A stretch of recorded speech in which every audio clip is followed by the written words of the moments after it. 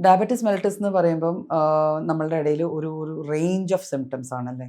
പക്ഷേ ഓരോ വ്യക്തി പ്രത്യേകതകളുള്ള വ്യക്തികളാണ് നമ്മൾ ഓരോരുത്തരും. അപ്പം ഓരോരുത്തരുടെ സിംപ്റ്റമറ്റോളജി അല്ലെങ്കിൽ ഓരോരുത്തർക്കും ഓരോ അസുഖം ബാധിക്കുമ്പം അതിലെ കോമൺ സിംപ്റ്റംസ് പോലും പലപ്പോഴും ടൈലർ മെയ്ഡ് പോലെ ആയിരിക്കും വരിക.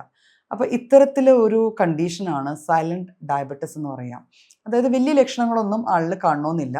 ചിലപ്പം ചെറിയ ചെറിയ ഒരു മൂഡ് സ്വിങ്സ് ഉണ്ടാവാം. ആ, തീരെ നിസ്സാരമായി കാണപ്പെടുന്ന ചെറിയ സിംറ്റംസ് മാത്രമായിരിക്കും ആ വ്യക്തിയിൽ ഉണ്ടാവുക. അപ്പം ഒരു കാരണവശാലും ഡയബറ്റിസ് ആണ് എനിക്ക് എന്ന് ആളും ആ വ്യക്തിയുടെ ചുറ്റുവട്ടമുള്ള ആൾക്കാരും വിചാരിക്കാതെ ഇരിക്കുകയായിരിക്കാം. ചിലപ്പോൾ ഒരു ഗ്രേവ് ആയിട്ടുള്ള ഒരു കണ്ടീഷൻ അല്ലെങ്കിൽ ഒരു വളരെയേറെ ബുദ്ധിമുട്ടുള്ള ഒരു അവസ്ഥ വന്നു കഴിഞ്ഞ് നമ്മൾ ഹോസ്പിറ്റലിൽ ചെല്ലുമ്പോൾ ബ്ലഡ് നോക്കുമ്പോഴാണ് അറിയുന്നത് ബ്ലഡിൽ ഇത്രയധികം ഷുഗറിൻ്റെ എമൗണ്ട് ഉണ്ട്. അതുകൊണ്ട് വേറെ ഒരു ലക്ഷണങ്ങളും കോമൺ ലക്ഷണങ്ങളൊന്നും കാണിച്ചിട്ടില്ല. പിന്നെ ചെറിയ ചെറിയ ലക്ഷണങ്ങൾ പലപ്പോഴും നമുക്ക് ശീലങ്ങളായി മാറാറുണ്ട്. ഇപ്പോൾ ഈ പോളിയൂറിയ എന്ന് നമ്മൾ ഡയബറ്റീസിൻ്റെ ലക്ഷണം പറയും. പക്ഷേ ചില ആൾക്കാരുടെ ശീലമായിരിക്കാം രാത്രി കിടന്നു കഴിഞ്ഞാൽ 1-2 പ്രാവശ്യം ഇടയ്ക്ക് ഉണരുക, യൂറിനൽ അറ്റൻഡ് ചെയ്യുക, വന്ന് കിടക്കുക.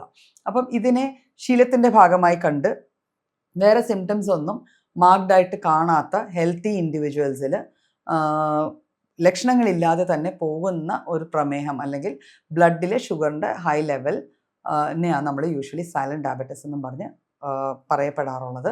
ഇതിൻ്റെ ക്ലിനിക്കൽ ഇമ്പോർട്ടൻസ് വരുന്നത് വേറെ ഏതെങ്കിലും കണ്ടീഷൻ ട്രീറ്റ് ചെയ്യുന്നതിൻ്റെ ഇടയ്ക്കായിരിക്കും പലപ്പോഴും ബ്ലഡ് ഷുഗർ ലെവൽസ് അറിയുകയും അതിൽ അപകടങ്ങളുണ്ടോ എന്ന് ചോദിച്ചാൽ ഉറപ്പായിട്ടുമുണ്ട്. Because blood sugar levels high ആയി കുറച്ചേറെ നാൾ കണ്ടിന്യൂ ചെയ്യുവാണെങ്കിൽ കണ്ണിൻ്റെ കാഴ്ചയ്ക്കും വൃക്കകളുടെ പ്രവർത്തനത്തിനും അതോടൊപ്പം തന്നെ നമ്മുടെ ഞരമ്പുകളുടെ ആരോഗ്യത്തിനും ഇത് ശരിക്കും പ്രതികൂലമായി ബാധിക്കുകയും അതിൻ്റെ ആഫ്റ്റർ എഫക്ട്സ് കോംപ്ലിക്കേഷൻസ് ആയിട്ടായിരിക്കും പലപ്പോഴും നമ്മളുടെ മുന്നിൽ വരിക.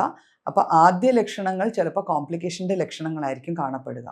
അപ്പം ഈ ഒരു കാറ്റഗറിയിൽ വരുന്ന കാര്യങ്ങൾ നമ്മൾ അറിയണമെങ്കിൽ നമുക്കിപ്പം ശരിക്കും പറഞ്ഞാൽ നമ്മളുടെ ഹെൽത്ത് ഇൻഷുറൻസ് പോളിസീസിൻ്റെയോ അല്ലെങ്കിൽ നമ്മളുടെ സംഘടനകളുടെ ഒരു രീതി എന്ന് വെച്ചാൽ അടുപ്പിച്ചടുപ്പിച്ചുള്ള ഒരു റെഗുലർ ബേസിസിൽ ഒരു സ്ക്രീനിങ് ഉണ്ട്, ബ്ലഡ് ടെസ്റ്റുകളും ഇൻവെസ്റ്റിഗേഷൻസും ചെയ്യുന്നുണ്ട്. അപ്പം എപ്പോഴും അങ്ങനെ അതൊരു ശീലമാക്കി വെക്കുന്നത് ഇന്നത്തെ അവസ്ഥയിലെ സമൂഹത്തിന് വളരെ നല്ലതായിരിക്കും. അപ്പോൾ നമുക്ക് ഇത്തരത്തിലെ ഒരു സൈലൻ്റ് ആയിട്ടുള്ള ഡയബറ്റീസ് ആണോ നമുക്ക് എന്നുള്ളത് നേരത്തെ ഡയഗ്നോസ് ചെയ്യുകയും അത് മാനേജ് ചെയ്യുകയും ചെയ്യാൻ പറ്റും.